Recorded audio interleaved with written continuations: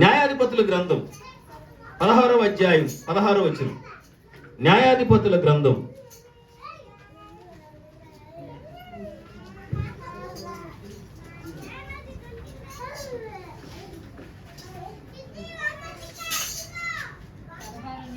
16వ అధ్యాయము 16వ వచనం.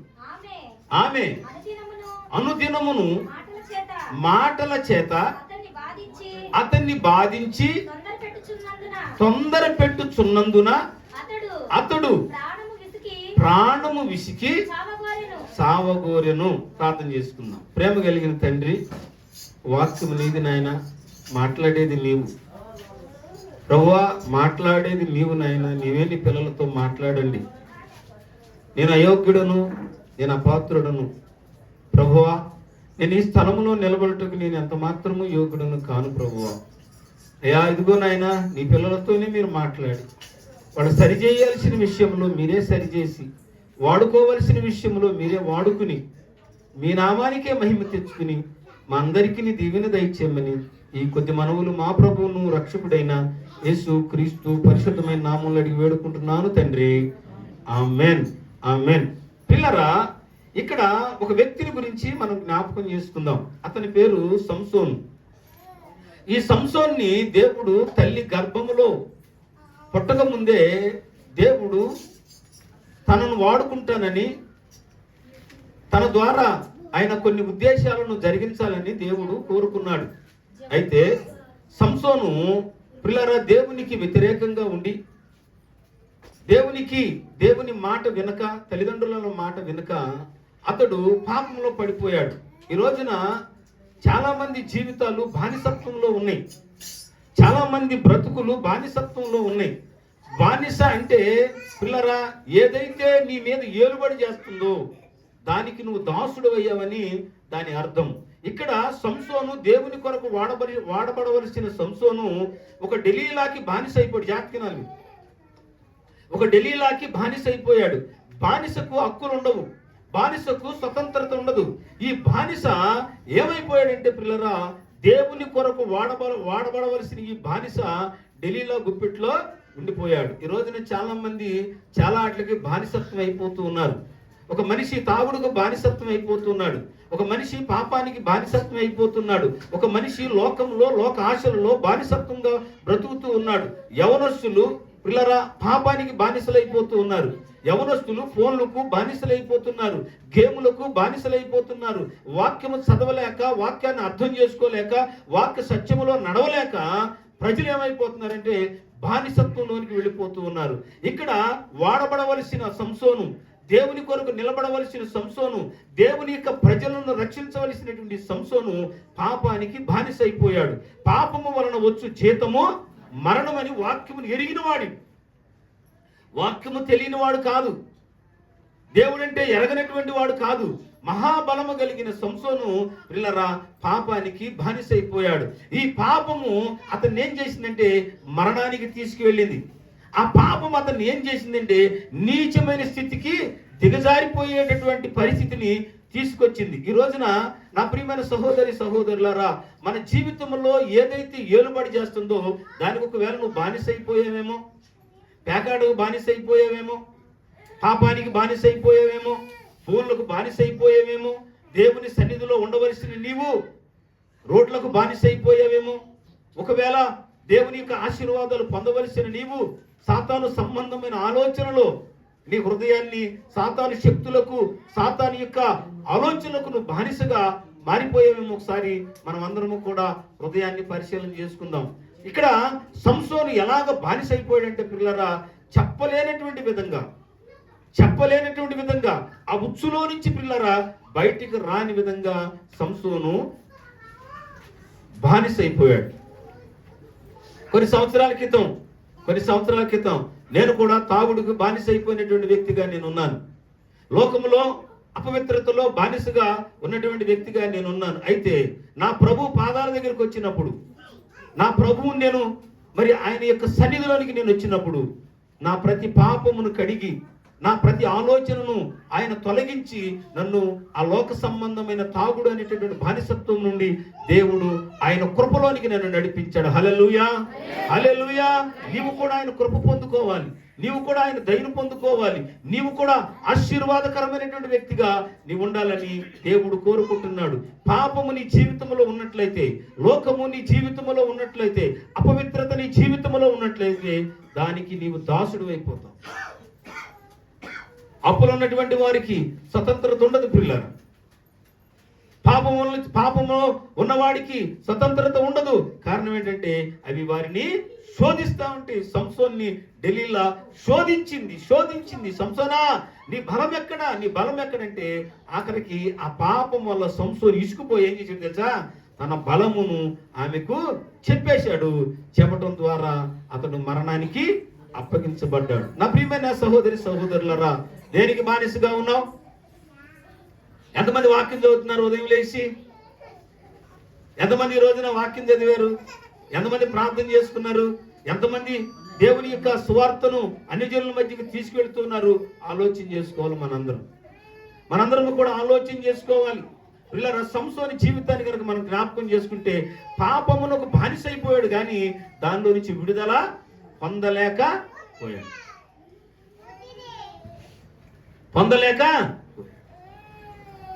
కానీ పిల్లరా, దేవుడు మరి నీకు నాకు ఒక అవకాశాన్ని ఇచ్చాడు. అవకాశం ఇచ్చాడు. ఏమిటంటే విడుదల పొందటానికి దేవుడు నీకు నాకు ఒక అవకాశాన్ని ఇచ్చాడు. అయితే పిల్లరా, మనందరము కూడా ఆయన యొక్క పాదాల దగ్గరకు వచ్చి, అయ్యా ఇదిగో నేను ఒక రోజునే తప్పు చేశానయ్యా, అయ్యా నేను ఒక రోజునే పాపంలో పడిపోయానయ్యా, అయ్యా నీవంటే నాకు తెలియలేదయ్యా, అయ్యా ఇదిగో నా భార్యను మోసం చేశానయ్యా, నా భర్తను మోసం చేశానయ్యా, నా తల్లిదండ్రులను మోసం చేశానయ్యా, నేను దుఃఖకరమైనటువంటి వ్యక్తిగా నేను మిగిలిపోయానయ్యా, ఒకసారి నన్ను జ్ఞాపకం చేసుకోమని ప్రభువుని అడిగితే, మనస్ఫూర్తిగా ప్రభువుని అడిగితే ఆయన ఆ పాపపు కట్లలో నుంచి నిన్ను విడిపిస్తాడు. పిల్లరా, యోహాను సువార్త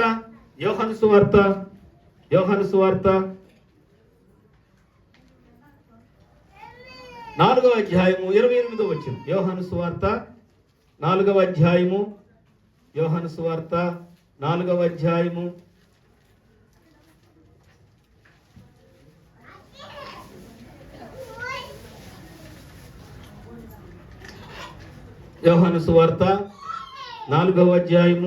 28వ వచనం. ఆ స్త్రీ తన కుండను విడిచిపెట్టి ఎక్కడికి వెళ్ళి?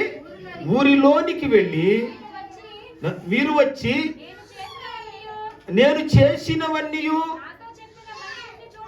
నాతో చెప్పిన మనిషిని చూడుడి, ఈయన క్రీస్తు కాడా. చూడండి పిల్లరా, ఇక్కడ ఒక సమరయ స్త్రీ, ఆమె పేరైతే అక్కడ రాయబడలేదు కానీ ఆమె యొక్క ఊరు సమరయ స్త్రీ అని అక్కడ ఉంది. అయితే ఈమె ఎవరు అంటే దేవునికి వ్యతిరేకంగా బ్రతుకుతున్నటువంటి స్త్రీ, పాపములో బ్రతుకుతున్న స్త్రీ, అనేక కుటుంబాలని పాడు చేస్తున్న ఈ స్త్రీ. ఈమెను రక్షించడానికి యేసు ప్రభువారు ఆ సుకార అనేటటువంటి గ్రామానికి వెళ్ళి అక్కడ బావి దగ్గర కూర్చున్నాడు.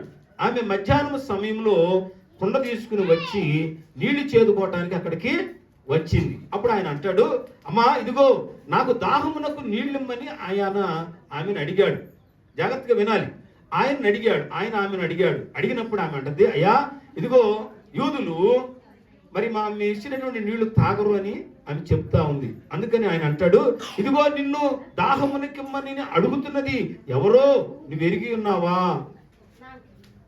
అన్నప్పుడు పిల్లరా, ప్రభువు చెప్తున్నాడు, అమ్మా ఇదిగో మరి ప్రభువుని ఆమె అడిగింది. ఏమని అడిగిందంటే, అయ్యా నాకు కూడా నువ్వు నీళ్ళు ఇవ్వండి అని అంటే ఆయన అంటాడు, మరి నీ పెనిమిటిని తీసుకురా అన్నాడు. జాగ్రత్తగా వినాలి పిల్లలు. పెనిమిటిని తీసుకురా అంటే ఆమె అంది, అయ్యా నాకు పెనిమిటి లేడు, నాకు భర్త లేడు అంటే ఆయన అంటున్నాడు, అమ్మా ఇదిగో నీకు 5 భర్తలు ఉన్నారు. జాగ్రత్తగా వినాలి. 5 భర్తలు ఉన్నారు అనగానే ఆమె పశ్చాత్తాపడింది. ఏమని తెలుసా? అయ్యా ఇదిగో నేను అనేక మంది కుటుంబాలను నాశనం చేసినటువంటి దానయ్యా, అనేక కుటుంబాలను పాడు చేసినటువంటి దానను, ఇష్టానుసారంగా బ్రతికినటువంటి వ్యక్తిని. అయితే నీ మాటల వల్ల, నీ మాట వినటం ద్వారా నాకు మారు మనసు కలిగిందయ్యా. ఇక నేను ఈ కుండను నాకు, ఈ కుండ పాపమునకు సాదృశ్యముగా ఉంటా ఉంది. ఈ కుండను ఎప్పుడైతే పగలగొట్టిందో ఊర్లోకి వెళ్ళింది. ఈ కుండను పగలగొట్టి ఊర్లోకి వెళ్ళి ఏమడం తెలుసా? ఇదిగో నేను చేసినవన్నీ నాకు చూపించినటువంటి నేను రక్షకుణ్ణి నేను కనుగొన్నాను. నీకు అవకాశం ఇచ్చాడండి దేవుడు. సమరయ స్త్రీలాగా సంసోనికి అవకాశం లేదు. సహోదరుడా, సహోదరి జాగ్రత్తగా విను. సంసోనికి అవకాశం లేదు. సంసోని పిల్లల కళ్ళు పోయి తిరగలు రుబ్బుతూ దేవా నన్ను జ్ఞాపకం చేసుకోమని అడిగాడు. కానీ పిల్లరా అతని మరణము, అతని అంతము పిల్లల దుర్భరమైనటువంటి పరిస్థితిలోకి వెళ్ళిపోయింది. కానీ సమరయ స్త్రీ పాపం చేసింది, జీవితాలను పాడు చేసింది, అనేకుల జీవితాలతో ఆడుకున్నది. కానీ యేసు ప్రభు వారు మాట్లాడగానే, యేసు ప్రభును దర్శించుకోగలనే, యేసు ప్రభు తన హృదయంలోనికి మాట వెళ్ళగలనే పిల్లరా ఏమైపోయింది? పూర్తిగా మారిపోయి అంటుంది. ఊర్లోకి వెళ్ళి ఇదిగో నేను చేసినవన్నీ నాకు తెలియజేసిన వాడు రక్షకుడు నేను కనుగొన్నాను. నా ప్రియమైన దేవుని బిడ్డలారా, మార్పు ఉందా నీలో? మార్పు ఉందా నీలో? ఇన్ని సంవత్సరాలు బట్టి దేవుని దగ్గరకు వస్తున్నావు, ఇన్ని సంవత్సరాలు బట్టి దేవుడిని వెంబడిస్తున్నావు, ఇన్ని సంవత్సరాలు బట్టి ప్రభుతో సహవాసం చేస్తున్నావు. నీలో మార్పు ఉందా? మార్పు ఉందా? ప్రేమ ఉందా? పక్కన వారిని ప్రేమతో పలకరించగలవా? పక్కవారిని ఆదరించగలవా? పక్కవారితో ఆప్యాయంగా అక్క ప్రైజులాడు, అక్క తమ్ముడు ప్రైజులాడు తమ్ముడు అని నువ్వు చెప్పగలుగుతున్నావా? ఆలోచించండి. అందరూ పాపము చేసి దేవుడు అనుగ్రహించు మహిమను పొందలేకపోతున్నారన్న వాక్యం ఉంది. కానీ పిల్లరా ఈ సమరయ స్త్రీ తన జీవితాన్ని మార్చుకుంది. తమ్ముడు, సమరయ స్త్రీ తన హృదయాన్ని మార్చుకుంది. సమరయ స్త్రీ వెళ్ళి ఇదిగో అమ్మా, ఇదిగో నేను నీ కుటుంబాన్ని నాశనం చేశానమ్మా, ఇదిగో ఈ కుటుంబంలో నేను చిచ్చు పెట్టానమ్మా, కానీ నేను రక్షకుని పొందుకున్నాను. ఇక నాకు ఈ పాప బ్రతుకొద్దు, ఈ లోకపు బ్రతుకొద్దు, ఎందుకంటే నాకు రక్షకుడు దొరికాడు. ఈ లోకంతో నాకు సంబంధము లేదు, ఈ తగాదులతో సంబంధం లేదు, లోకములో ఉన్న ఏది నాకు అక్కర్లేదు, నాకు ప్రభు దొరికాడమ్మా, ప్రభు దొరికాడమ్మా, ప్రభు దొరికాడమ్మా అని చెప్తుంది. పిల్లరా నువ్వు చెప్పగలిగావా? ఏమండి నువ్వు చెప్పగలుగుతున్నావా? ఏమండి నేను ఫలానా రోజు ఇలాగ బ్రతికానండి, ఫలానా రోజు నేను ఇలాగ పేకాటాడినండి, ఫలానా రోజు నేను వ్యభిచారంలో బ్రతుకుతున్నవాడినండి, నా ప్రభు దొరికాడండి, నాకు వద్దండి ఈ లోకము అని నువ్వు చెప్పగలుగుతున్నావా? సహోదరుడా, నువ్వు సాక్షిగా బ్రతకగలుగుతున్నావా? ఒకసారి ఆలోచన చేయి. తప్పులు ఉంటాయండి, తప్పులు లేనటువంటి వారు ఎవరు లేరు, అందరూ తప్పు చేశారు. కానీ సరి చేసుకుంటున్నావా? సరి చేసుకుంటున్నావా? నీ భర్త దగ్గర సరి చేసుకున్నావా? నువ్వు భార్య దగ్గర సరి చేసుకున్నావా? నీ బిడ్డల దగ్గర సరి చేసుకున్నావా? ఆలోచన చేయండి పిల్లలు. ఈ సమరయ స్త్రీ తన జీవితాన్ని ఏం చేసుకుందంటే సరి చేసుకుంది. ఏమండి ఆయన కృప దొరికింది, ఆయన కృప దొరికింది. మరి నీకు దొరికిందా? ఏమండి నీకు దొరికిందా? ఎప్పుడు చూసినా పిల్లరా ఏదో ఆలోచన, ఏదో ఆలోచన, ఏదో చేద్దాం కాదు పిల్లరా. నీ కుటుంబాన్ని దేవుని సన్నిధిలో నడిపించుకోవాలి, దేవుని సన్నిధిలో ఆయన నీవు ఘనపరచాలి. 39వ వచనం, దయచేసి 39వ వచనం. నేను చేసినవన్నీ నాతో చెప్పినని సాక్ష్యం ఇచ్చిన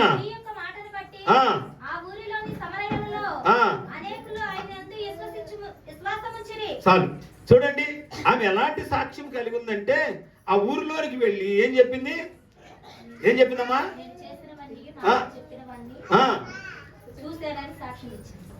సరిగ్గా చదువుకాయ.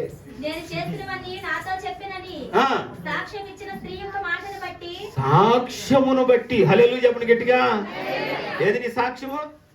అమ్మా ఏది నీ సాక్ష్యము? సాక్ష్యం ఉందా? సాక్ష్యం చెప్పమంటే జ్వరం వచ్చింది రాత్రి, ఇది సాక్ష్యం. నీకు జ్వరం వచ్చింది మంచిదే, జ్వరం వచ్చింది బెల్లేసుకున్నావు, ఇదా సాక్ష్యం? రక్షణ సాక్ష్యం ఉందా? రక్షణ సాక్ష్యం ఉందా? ఏమంటే రాత్రే మా ఆయనే లడ్డూలు తెచ్చాడు, అయినా షుగర్ కదా, నేను బాగా తిన్నాను, షుగర్ ఎక్కువ అయిపోయింది, హాస్పిటల్కి వెళ్ళా, ఇదే సాక్ష్యం? ఇదే నీ సాక్ష్యం? సాక్ష్యం అంటే ఏంటి? సాక్ష్యం అంటే ఏంటి? నీ సాక్ష్యము ద్వారా అనేక మందిని ప్రభు యొద్దకు నడిపి, ఈమె ఎప్పుడైతే ఊర్లోనికి వెళ్ళి తన సాక్ష్యమును పంచుకుందో ఏమైంది? ఊరంతా ఆయన యందు విశ్వాసం ఉంచి అనేకులు ప్రభు యొద్దకు వచ్చారు. హల్లెలూయా, హల్లెలూయా. ఇది కదండి సాక్ష్యం అంటే. ఏమండి మళ్ళీ అక్క ఏంటక్క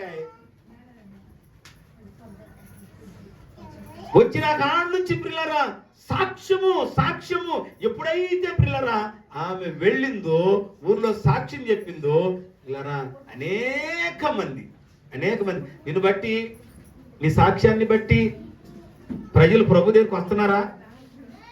ఎవరు వస్తున్నారా? నువ్వు ఎవరైనా పిలవగలుగుతున్నావా? అదేమంటే నేను చేస్తానంటావు. నువ్వు చేసేది కాదు సహోదరుడా, నువ్వు చేసి కాదు అక్కాయ్.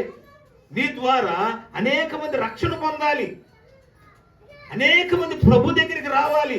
నీ సాక్ష్యము ద్వారా వాడు నరక శిక్షణ నుంచి తప్పించుకోవాలి. అది సాక్ష్యం. నేను మారుమనసు పొందానండి, నేను పాపంలో ఒప్పుకున్నానండి, నేను దేవుళ్ళు నడుస్తున్నా, మంచిదే కాదంటలేదు.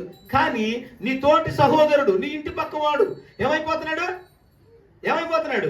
వాడు దేవుని ప్రేమ తెలియక, కష్టాలలో ఎవరు ఆదరిస్తారో తెలియక, శ్రమలలో ఎవరు ఉద్ధరిస్తారో తెలియక వాడు ఏం చేస్తున్నాడంటే పిల్లలు విసికి ఆత్మహత్యలు చేసి చచ్చిపోతున్నారు. ఈ కారణం ఎవరంటే నువ్వు నేనే. వాళ్ళకి సువార్త చెప్పలేదు, వాళ్ళ సువార్త చెప్పలేదు కనుక వాళ్ళు ఏమైపోతున్నారంటే మరణానికి వెళ్ళిపోతున్నారు. దేవుని సన్నిధి అంటే తెలియక ఆదివారాల పనికి వెళ్ళిపోతున్నారు. తెలుసా మీకు? మరి ఒక గొప్ప దైవజనుడు ఏం చెప్పాడంటే, ఎవరి హృదయం అయితే జాగ్రత్తనాలు, ఎవరి హృదయం అయితే దేవుని గురించి, దేవుని సన్నిధి గురించి, దేవుని బిడ్డల గురించి ఆలోచిస్తారో వాళ్ళు ఆశీర్వదించబడతారంట. హల్లెలూయా, హల్లెలూయా. నువ్వు దేని గురించి ఆలోచిస్తున్నావు? ఏమండి? పేకాటకు బానిస అయిపోయావా? ఫోనుకు బానిస అయిపోయావా? గేములకు బానిస అయిపోయావా? ఏమండి? ఆ బానిసత్వ సంఖ్యను తెంచుకోవద్దు. ఏమండి? ఇంకా పాపము సంబంధమైన ఆలోచనలోనే నువ్వు మునిగిపోతున్నావా? తెంచుకోవద్దు. దాన్ని తెంచుకుని నీ సాక్ష్యము ద్వారా అనేకులను ప్రభు యొద్దకు నడిపించాలి కదా, నడిపించాలి వద్దా? కానీ పిల్లరా ఈ రోజున మనం ఏం చేస్తున్నాం? మనం ఆలోచన చేసుకోవాలి. అవకాశం లేదు. అవకాశం ఉంటే మాత్రం తప్పనిసరిగా పాపంలో పడిపోతావు. ఏమండి? ఏసేపు 20 తులాల వెండికా, 20 తులాల వెండికి అమ్మబడ్డాడు బానిసగా. జాగ్రత్తగా నాలుగు.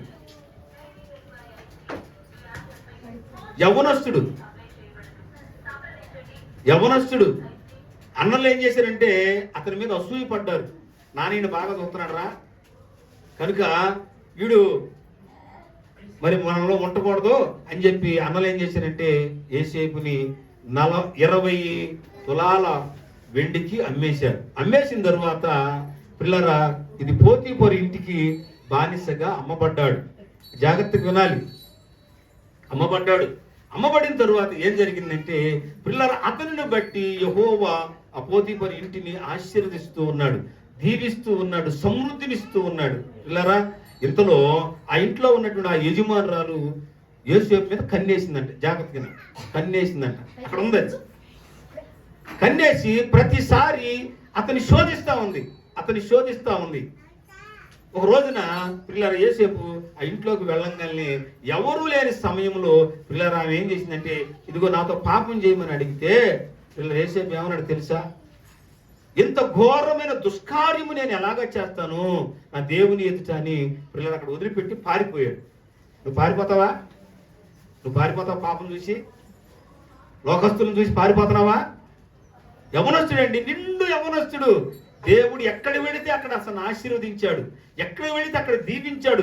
ఏ స్థలములో అయితే అడుగు పెట్టాడు ఆ స్థలములో ఉన్న వాడిని ఆశీర్వదించాడు. నువ్వు ఎప్పుడు ఆశీర్వాదకరంగా మారుతావు? నీ మాటలు ఎప్పుడు ఆశీర్వాదకరంగా మారితే నువ్వు ఎక్కడికి వెళితే అక్కడ దేవుని యొక్క కృప ఎప్పుడు దొరుకుతుంది జనాలకి? ఆలోచించండి ప్రియులరా. యేసేపు ప్రియులరా పాపము అవకాశం ఉంది కానీ పాపము చూసి పారిపోయాడు కానీ సంసోను వలె పాపాన్ని జుర్రుకోలేదు. సంసోను పాపాన్ని జుర్రుకున్నాడు, మరణానికి వెళ్ళిపోయాడు. ఈ రోజు నా ప్రియమైన దేవుని బిడ్డలారా మనందరము కూడా బానిసత్వం అనేటటువంటి కాడిలో నుంచి యేసు ప్రభువారు మనల్ని విడిపించగలడు. నమ్మి బాప్తిసం తీసుకున్న వాడు రక్షించబడతాడు. ఇన్ని సంవత్సరాలు బట్టి ప్రభు దగ్గరికి వస్తున్నావు, ఇన్ని సంవత్సరాలు బట్టి నీ మాట తీరు మారిందా? నీ ప్రవర్తన మారిందా? నీ కుటుంబాన్ని ప్రభు దగ్గరికి తెచ్చుకోగలుగుతున్నావా? ఏమండి పిల్లరా, మనం అందరం కూర్చుని చక్కగా ఇంట్లో కుటుంబంలో పిల్లరా చక్కగా కూర్చుని సంతోషంగా తిని ప్రభుని స్తుతించుకుని ఒక ముద్ద తిని పడుకుంటే ఎంత నెమ్మదిగా ఉంటుందండి, ఎంత నెమ్మదిగా ఉంటుంది. ప్రియమైన దేవుని బిడ్డలారా, ప్రభువు దగ్గర మనం ఎప్పుడూ కూడా నమ్మకంగా ఉండాలి, యథార్థంగా ఉండాలి. ఆయన పని అంటే నువ్వు ఇంటికాడ కూర్చోకూడదు. దయచేసేనండి, మీరు ఇన్ని సంవత్సరాలు బట్టి ఆశీర్వదించబడపోవటానికి కారణం ఏంటంటే ప్రార్థన అనగానే నువ్వు మొత్తం పక్కన పడి వచ్చేయాలి. ప్రార్థన అంటే చాలు, ప్రార్థన అంటే చాలు. అయ్యా ఈ రోజున ఫలానా రోజున యవనస్తులు కూడుకుందయ్యా, అయ్యా ఫలానా రోజున ఇదిగో ప్రార్థన ఉందయ్యా అంటే పిల్లరా నువ్వు పరిగెత్తుకుని వచ్చేటటువంటి అనుభవంలోనికి నీవు కనుక పిల్లరా మీరందరూ కూడా చక్కగా ఆత్మీయంగా ఎదగండి. ఈ బానిసత్వం ఏదైతే ఉందో, సంసోను డెలీలాకి బానిస. జాగ్రత్తగానండి, సంసోను ఎవరికి బానిస? డెలీలాకి బానిస. ప్రాణం పోగొట్టుకున్నాడు. సమరయ స్త్రీ పాపానికి బానిస అయిపోయింది, కానీ తన బ్రతుకును మార్చుకుంది, అనేకులను రక్షణలోనికి నడిపించింది. యేసేపు ప్రియులారా నిండు యవ్వనంలో ఉన్నాడు. అమ్మబడినటువంటి బానిస, మాట్లాడే హక్కు లేనటువంటి బానిస, నడవలేనటువంటి బానిస. యజమాని చెప్పింది ఏదైతే ఉందో అది దానికి కట్టుబడినటువంటి బానిస. కానీ పాపానికి మాత్రం కట్టుబడలేదు. పాపం నుండి శోధించినటువంటి స్త్రీ నుంచి పారిపోయాడు, కానీ ఆ పాపానికి ఇష్టపడలేదు. సంసోను పాపానికి ఇష్టపడ్డాడు, చనిపోయాడు. కానీ ఎప్పుడైతే ఈ యవనస్తుడు పాపం నుండి పారిపోయాడో దేవుడు అతన్ని ఉన్నతమైన స్థితిలో ఉంచాడు. హల్లెలూయా, హల్లెలూయా. నువ్వు ఉన్నతమైన స్థితిలో ఉండాలి అంటే, నువ్వు ఉన్నతమైన ఆశీర్వాదాలతో నింపబడాలి అంటే నువ్వు చేయవలసిందల్లా ఏంటో తెలుసా? దేవునికి నమ్మకంగా ఉండటం. సహోదరుడా, సహోదరి, నమ్మకంగా ఉండండి. దేవుడు మిమ్మల్ని దీవిస్తాడు, మిమ్మల్ని ఆశీర్వదిస్తాడు, మిమ్మల్ని అభివృద్ధి చేస్తాడు. కనుక